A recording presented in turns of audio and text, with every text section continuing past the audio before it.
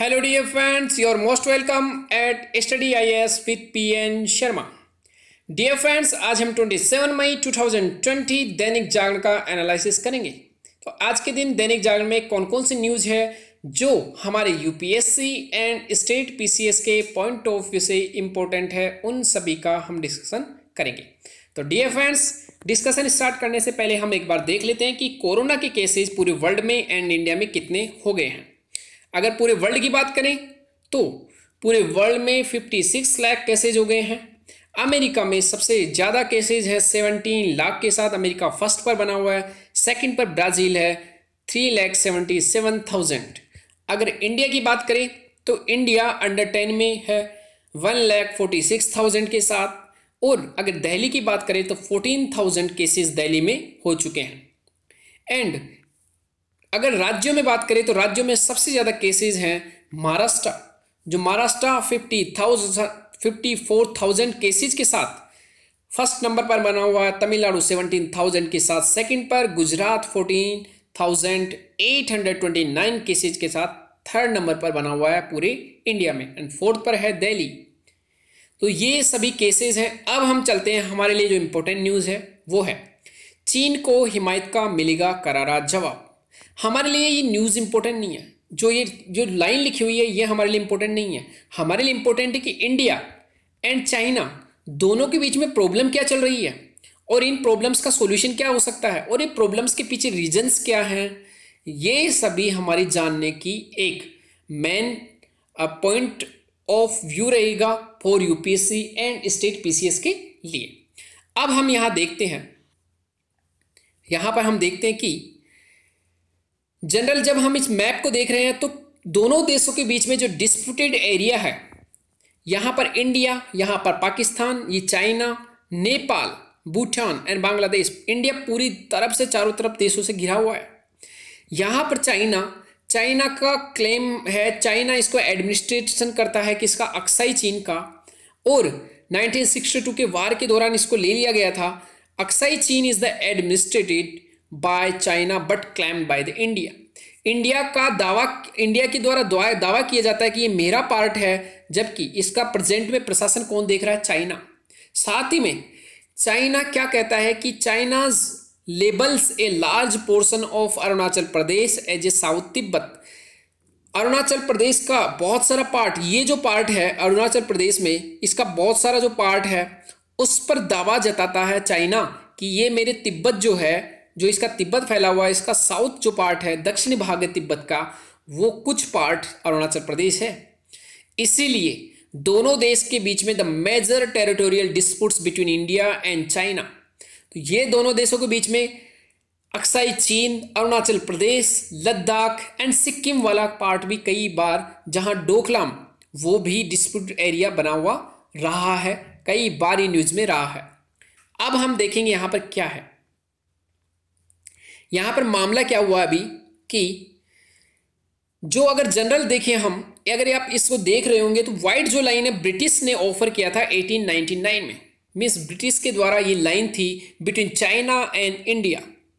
India का claim है the line 1963। India कहता है ग्रीन लाइन कि ये जो यहां तक मेरा पार्ट है, मीन्स इंडिया का दावा है कि ये पूरा पार्ट मेरा है, जबकि ब्रिटिश ने कहा था कि ये जो व्हाइट लाइन है यहां तक, इधर वाला पार्ट है चाइना एंड इधर वाला पार्ट इंडिया। अब हम देखें कि रोड कहां तक बन चुकी है। चाइना ने कहां तक इसको नवंबर 1962 में कहां तक कैप्चर कर लिया था और प्रेजेंट में line of occupation reached by China. अब हम देखते हैं क्या कि जो ये रेड लाइन आ रखी है ये अभी प्रेजेंट में क्या है, line of actual control LAC।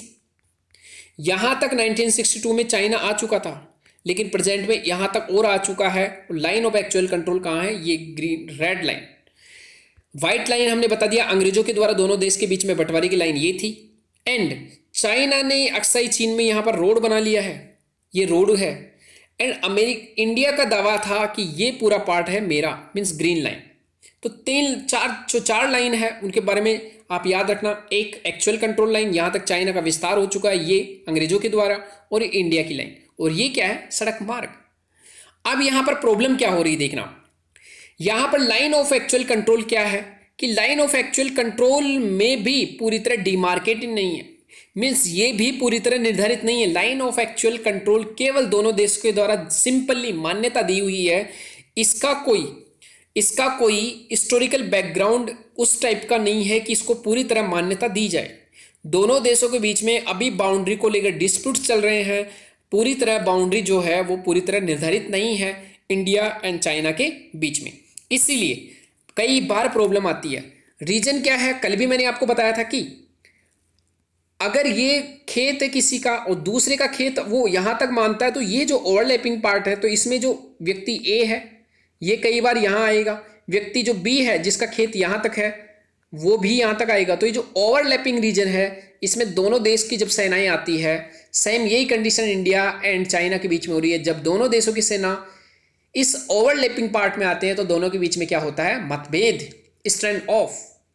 तो इसीलिए इसका सुलझावा क्या हो सकता है कि जो ओवरलैपिंग पार्ट है, बाउंड्री है, उसको कंप्लीट क्या किया जाना चाहिए, सॉल्यूशन इसका किया जाना चाहिए। अब यहां प्रॉब्लम क्या हो रही है, कहां कहां पर, जो गलवान घाटी है, यहां पर गलवान घाटी, यहां पर स्टैंड ऑफ हो रखा है कई बार कि यहां पर लाइन ऑफ एक्चुअल कंट्रोल के अनुसार ये जो पार्ट है वो यहां तक चाइना का है, ये इंडिया का बाकी, लेकिन चाइना के ट्रुप्स जो है वहां अंदर तक आ जाते हैं, ये बड़ी प्रॉब्लम है। उसके बाद जो पैगोंग लेक है वहां पर भी प्रॉब्लम होती है कि लाइन ऑफ एक्चुअल कंट्रोल के अनुसार ये यहां तक होनी चाहिए। मीन्स अगर इसको कलर से देखें हम, लाइन ऑफ एक्चुअल कंट्रोल को अगर हम देखें तो यहां पर ये रेड कलर इतना यहां पर इसी लाइन से है, बट चाइना जो है, चाइना के ट्रुप्स इसके आगे भी आ जाते हैं पेट्रोलिंग करते समय कि ये मेरा पार्ट है। ये बड़ा प्रॉब्लम है और दोनों सेनाएं फिर क्या करती है, आपस में आमने सामने हो जाती है और इसी को क्या बोलते हैं, स्टैंड ऑफ, गतिरोध, गतिरोध की भावना। तो पैंगोंग लेक यहां पर, उसके बाद ये जो गावलन घाटी है वो यहां पर, इन दोनों को लेकर यहां पर स्टैंड ऑफ चला हुआ है क्योंकि लाइन ऑफ एक्चुअल कंट्रोल पूरी तरह निर्धारित नहीं है। अक्साई चीन यहां डिस्प्यूटेड एरिया है, ये सभी आप बातें याद रखना। अब इसके पीछे रीजंस क्या है, उसके बाद एक और पॉइंट देखते हैं, डोकलाम। ये भी काफी टाइम से 2017 में यहां पर स्टैंड ऑफ रहा था। तो ये क्या मामला था, भूटान, चाइना का तिब्बत वाला part south and Sikkim India, यहां पर नाथुला पास, ये जो है डोकलाम प्लेटू, मीन्स ये डोकलाम का पठार है। जो ये पार्ट जो है वो दोनों तीनों देशों के ट्राई जंक्शन पर आता है, चाइना का तिब्बत वाला पार्ट, भूटान और इंडिया। अब यहां एक समझना आप कि ये प्रेजेंट में भूटान का पार्ट है, लेकिन जो चाइना है, चाइना इसके बारे में बोलता है कि ये मेरे तिब्बत का दक्षिणी भाग का पार्ट है। और अगर इंडिया के, अगर चाइना हो क्या रहा था, चाइना यहां पर आकर ट्रुप का निर्माण कर रहा था, यहां पर बॉर्डर के पास आकर कई तरह के इंफ्रास्ट्रक्चर, सड़कों का निर्माण कर रहा था, लेकिन इंडिया की आर्मी के द्वारा यहां क्या किया गया, स्टैंड ऑफ। और जो डोकलाम है अभी, वहां पर इंडिया की आर्मी गश्त करती है, मीन्स सुरक्षा देती है भूटान को। इसीलिए यहां पर इंडिया की आर्मी और चाइनीज आर्मी के बीच में क्या रहा, स्टैंड ऑफ, मीन्स गतिरोध रहा। दोनों की आर्मी लगभग 2 महीने तक यहां पर खड़ी रही। उसके बाद वुहान समिट हुआ, प्रधानमंत्री मोदी साहब गए थे चाइना, उसके बाद ये थोड़ा सा ठीक हुआ। अब यहां पर देखते हैं यार क्या इंपॉर्टेंस है इस मैप में, थोड़ा सा आप देखना क्यों इंपॉर्टेंट है ये पार्ट। अभी हम जब देखे थे तो डोकलाम कहीं यहां पर था भूटान में। अब यहां पर देखना, चाइना अगर यहां तक आ जाता है डोकलाम तक और यहां सड़कें वड़कें निर्माण करता है, तो हमारा यहां पर देखना ये इंडिया से होते हुए यहां पर जा रहा सिक्किम, और यहां से जाते हुए हम नॉर्थ ईस्ट में जा रहे हैं। ये एक तरह से क्या है, चिकन की गर्दन, मीन्स चिकन का जो ऊपर वाला रहता है, मीन्स जो मुर्गी रहती है उसका सिर है, और ये एक तरह से क्या है, गर्दन। ये गर्दन, अगर चाइना की प्रेजेंस यहां तक हो जाती है तो कभी भी जब युद्ध होता है तो सीधा चाइना कैप्चर करेगा इस वाले पार्ट को। इसको बोलते हैं सिलीगुड़ी कॉरिडोर। क्या बोलते हैं इसको, सिलीगुड़ी कॉरिडोर। सिलीगुड़ी कहां का एक डिस्ट्रिक्ट है, ये सिलीगुड़ी डिस्ट्रिक्ट है वेस्ट बंगाल का, और इसी के नाम से सिलीगुड़ी कॉरिडोर, लगभग 40 किलोमीटर का एक कॉरिडोर बना हुआ है। केवल ये ही हमारे पास एक जगह है जिससे हम नॉर्थ ईस्ट से जुड़ सकते हैं, बाकी हमारे पास और कोई दूसरा रास्ता नहीं है। अगर चाइना इसको कंट्रोल कर लेता तो पूरा जो हमारा नॉर्थ ईस्ट रीजन है वो क्या होगा, हमसे कट जाएगा।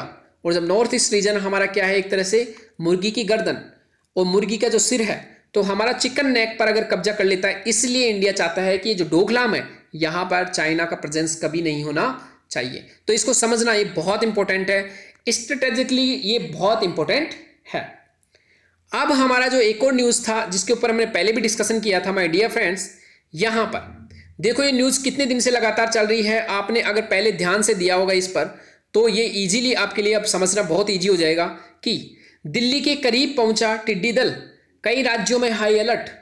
पर ये स्टार्ट हुआ था राजस्थान से, राजस्थान से एमपी में पहुंच चुका है, यूपी में पहुंच चुका है, अब दिल्ली वाली जगह भी आ रहा है।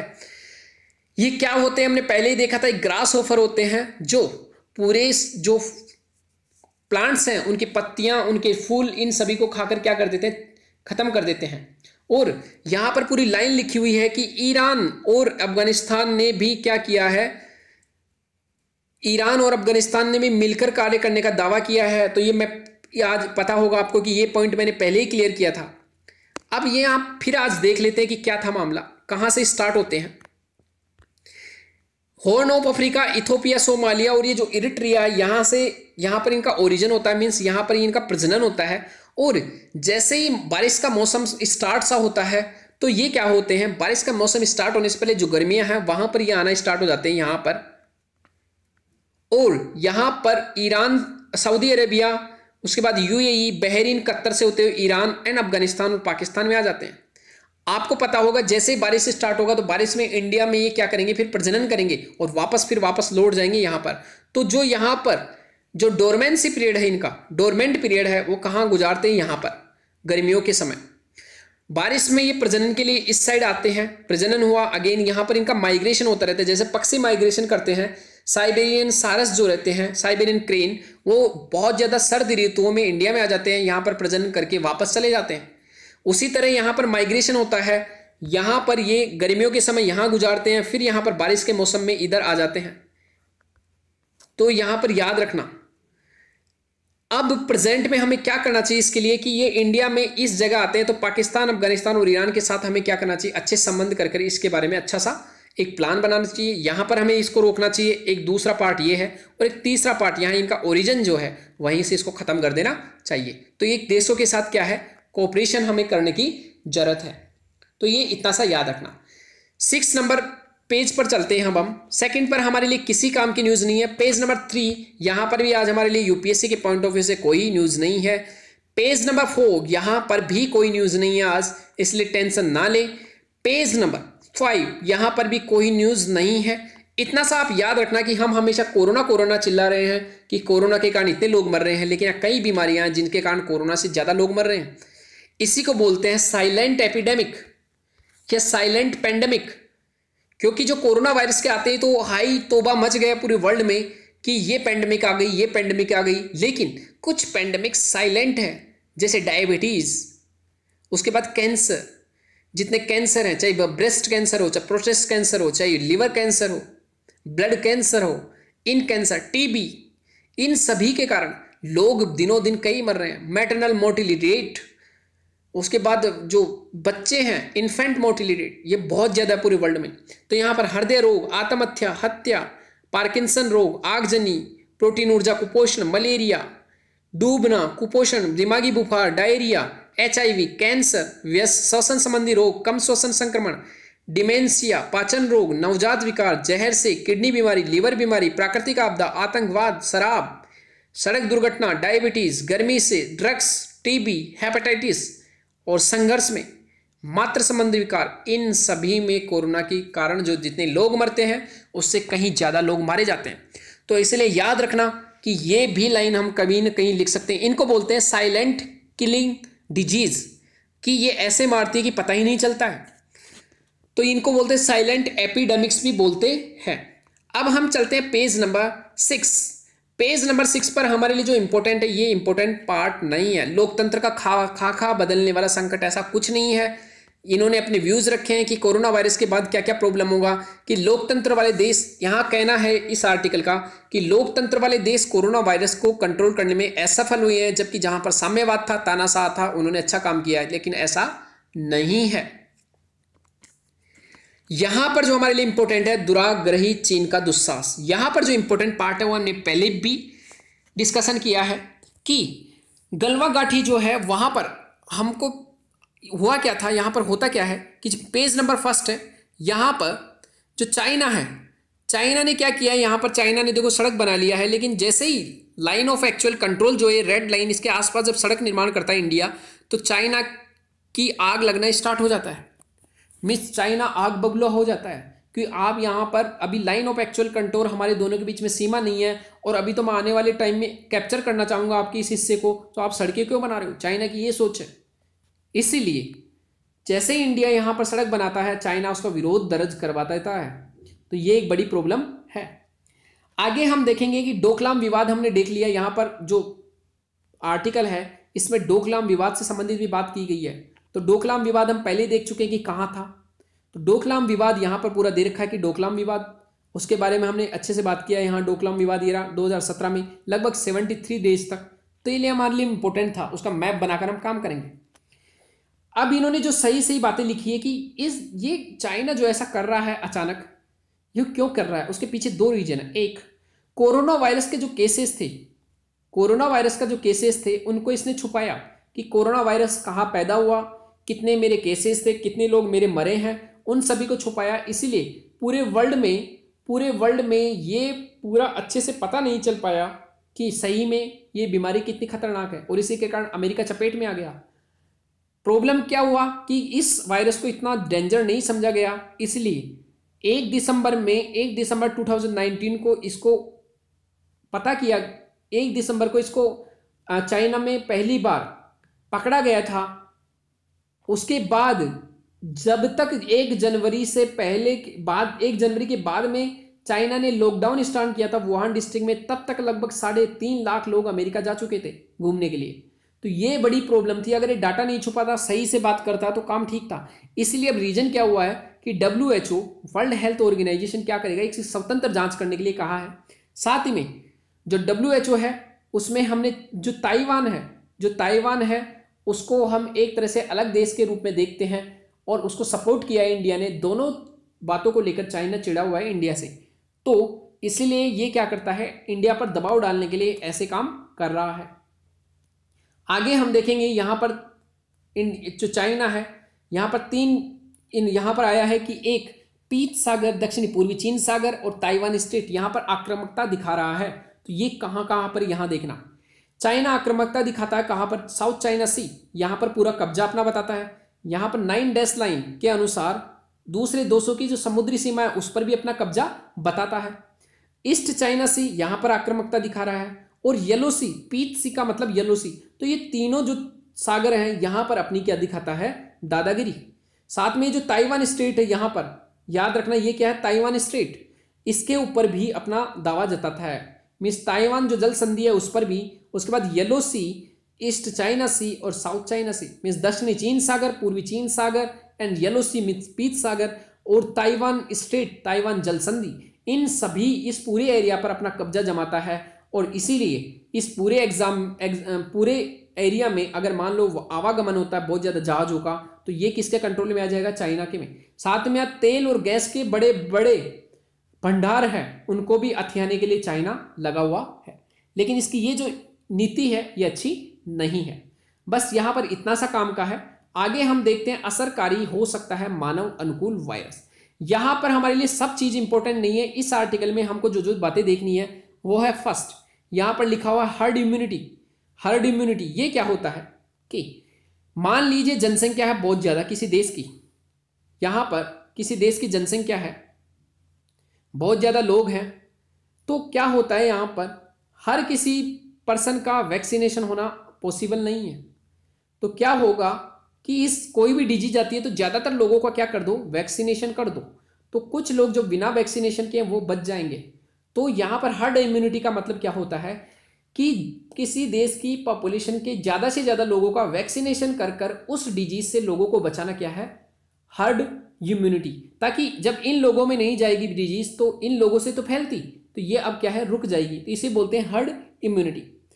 वैक्सीन क्या होती है, वैक्सीन में क्या होता है, कोई एक पर्सन था, यहाँ पर कोई कीटाणु है, इस कीटाणु को हम मारकर इस कीटाणु को मारकर इसको इस टाइप से बदल दिया जाता है कि अब ये नुकसानदायक नहीं है, लेकिन फिर भी ये जब किसी के शरीर में एंटर करता है तो हमारा शरीर इसके लिए प्रतिक्रिया तो करता है, हमारा जो रेजिस्टेंस सिस्टम है वो प्रतिक्रिया करता है, साथ में एक एंटीबॉडी बनाता है।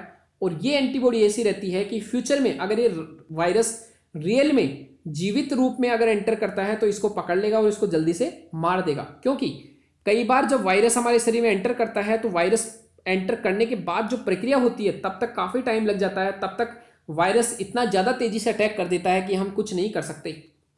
यहाँ पर और कहा गया कि जीएम फसल और जेनेटिक इंजीनियरिंग, यहाँ पर भी हम जैसे यूटिलाइज कर रहे हैं जेनेटिक इंजीनियरिंग का, वहाँ वायरस के लिए भी हम यूटिलाइज कर सकते हैं।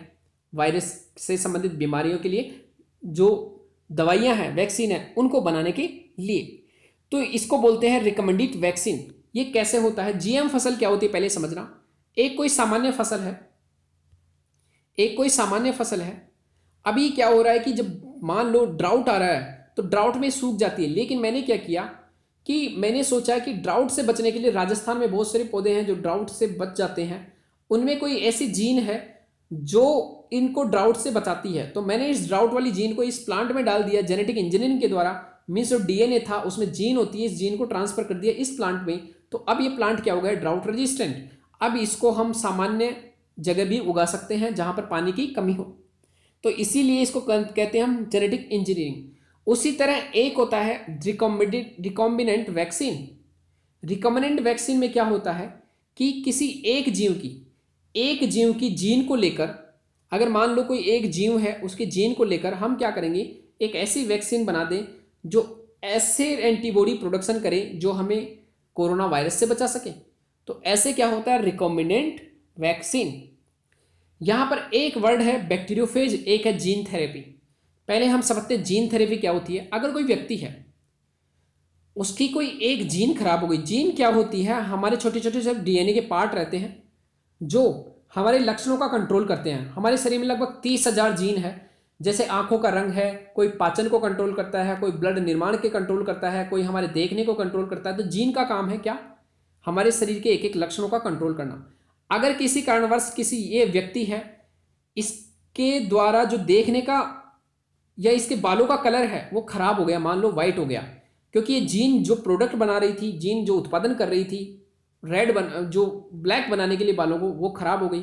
अब मैंने क्या किया, ये जो वाइट वाला व्यक्ति है और एक एक ब्लैक वाले व्यक्ति वाली जीन जो थी बालों की, उसको इस व्यक्ति में ट्रांसफर कर दिया।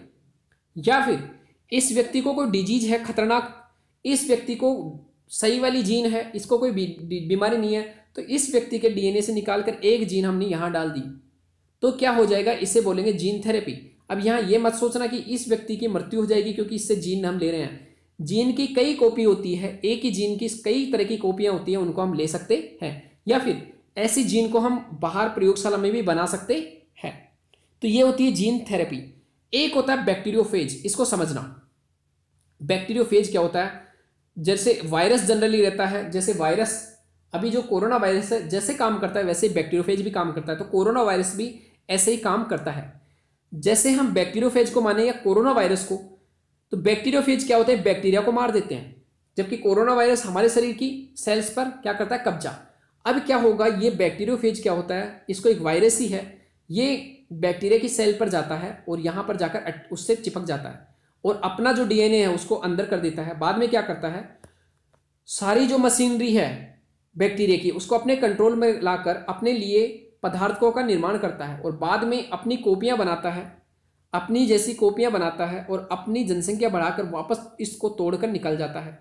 तो अब क्या है, जो कोशिका थी जो बैक्टीरिया की वो तो मर गई और ये नए वायरस, अब पहले एक वायरस था, अब कई 10 वायरस निकल गए। यहाँ 1 2 3 4 5 6 7 वायरस। अभी नई जो 7 सेल हैं, नए 7 सेल्स को क्या करेगा, कोशिकाओं को वापस इन्फेक्ट करेगा और 7 सेल को फिर मारेगा, फिर 7 से अगेन एक कोशिका से 7। उसी तरह क्या होता है, अब ये कोरोना वायरस है तो कोरोना वायरस भी क्या करता है, हमारी सेल में एंटर करता है। सेल में एंटर करने के बाद अपनी कॉपी बनाता है, मीन्स अपनी जनसंख्या बढ़ाता है। जनसंख्या बढ़ाने के बाद वापस पूरी जनसंख्या जब बढ़ जाती है तो हमारी कोशिका से तोड़कर बाहर निकल जाता है। तो पहले एक कोरोना वायरस था, अब हजारों कोरोना वायरस बनकर हमारी सेल्स को क्या करता है, डैमेज कर देते। तो हमारी किडनी डैमेज हो जाती है, हमारा जो सिस्टम है पूरा शरीर का वो डैमेज हो जाता है। तो वायरस क्या करता है, अब एक बार शरीर में घुसने के बाद अपनी बहुत सारी जनसंख्या बढ़ा लेता है, और जितनी ज़्यादा जनसंख्या बढ़ती है सब अपनी क्या करता है, कॉपियों से पूरे मार देता है उस पर्टिकुलर इंसान को। कोरोना वायरस से संबंधित हमने देखा। उसके बाद अभी जस्ट हमने देखा कि टिड्डियाँ, यहाँ कहाँ रास्ता है टिड्डी का, हमने पहले पेज पर ही हमने क्या कर लिया था, डिस्कशन। देखो यहाँ पर पूरा टिड्डी आया हुआ है। अभी मैंगो है, मैंगो की पूरी लीव्स को खा जाएगा, पूरी मैंग्स के जो नई नई कोपल्स आई हुई रहती है इनको खा जाएगा। तो ये बड़ी प्रॉब्लम है, पल भर में चट कर जाते हैं पूरी फसल को। अब हमारे लिए जो इंपॉर्टेंट न्यूज़ है वो पेज नंबर 9 पर। पेज नंबर 9 पर केवल और केवल आपको क्या याद रखना है कि सबसे बुरे दौर में भारतीय अर्थव्यवस्था। हमको यहाँ पर सिर्फ और सिर्फ याद रखना जीडीपी, जीडीपी। और जीडीपी में यहाँ पर क्या आता है कि यहाँ पर पूरा जो 12 महीने रहते हैं हमारे, 12 महीने, इनको 4 तिमाही में बांट कर रखते हैं। मीन्स 4-4 महीने के, सॉरी 3 तिमाही है, 3 तिमाही जिनमें 4-4 महीने आते हैं, जिनको क्वार्टर भी बोलते हैं। तो 4-4 महीने की हमारे 3 तिमाहियाँ आती है। उसमें हम देखते हैं क्या, सॉरी यहाँ पर हमारे 3-3 महीने की 4 क्वार्टर आते हैं। क्या, 1 2 3। तो यहाँ से हमारे स्टार्ट हो जाता है अप्रैल से जून, फिर जून से आगे चलकर जून जुलाई अगस्त, फिर सितंबर अक्टूबर नवंबर दिसंबर जनवरी फरवरी मार्च, ऐसे कर कर हमारे पास क्या है, 3-3 महीने का क्या होता है, 3 मंथ्स का एक एक तिमाही होती है। उसमें हम जीडीपी का कैलकुलेट करते हैं। अब प्रेजेंट में जब कैलकुलेट किया गया है तो हमारी जीडीपी बहुत बुरे दौर से गुजर रही है, क्योंकि हमारी जो जीडीपी की ग्रोथ है वो क्या होगी, बहुत कम। हमारे लिए जो यहाँ इंपॉर्टेंट समझने वाली बात है कि जीडीपी ग्रोथ क्या होती है। हम जनरली देखें तो एक साल, मान लो पिछले साल हमारी जीडीपी 100 रुपये की थी, अगर इस साल आने वाले साल में ये 110 रुपये की हो जाती है, इट मीन्स हमारा जीडीपी का ग्रोथ 10% से बढ़ा है। लेकिन प्रेजेंट में हमारी जीडीपी ग्रोथ बहुत कम है, 1% के आसपास में। पहले 100 रुपये थी तो अब 101 हो जाएगी, नेगेटिव में भी जा सकती है। और जीडीपी होती क्या है कि एक साल में हमारे पूरे अर्थव्यवस्था में जितनी वस्तु और सेवाओं का उत्पादन होता है उन सभी को जोड़कर जितना उनका पैसा बाजार मूल्य होगा उसको क्या कहते हैं हम, जीडीपी, ग्रोस डोमेस्टिक प्रोडक्ट। एक साल में उत्पादित होने वाले वस्तुओं और सेवाओं का बाजार मूल्य ही क्या होता है, जीडीपी। इसे आगे हम से समझेंगे कि रियल में जीडीपी क्या होता है जब इकोनॉमिक्स पढ़ेंगे। तो ये सभी न्यूज़ थी जिनका आज हमने क्या किया है, डिस्कशन। साउथ चाइना हमने देखा, पेगोंग लेक हमने देखा, उसके बाद फेस ऑफ क्यों है एलओसीओ पर, ये सभी हमने देखा। तो my dear friends, thank you very much for today's Dainik Jagran analysis.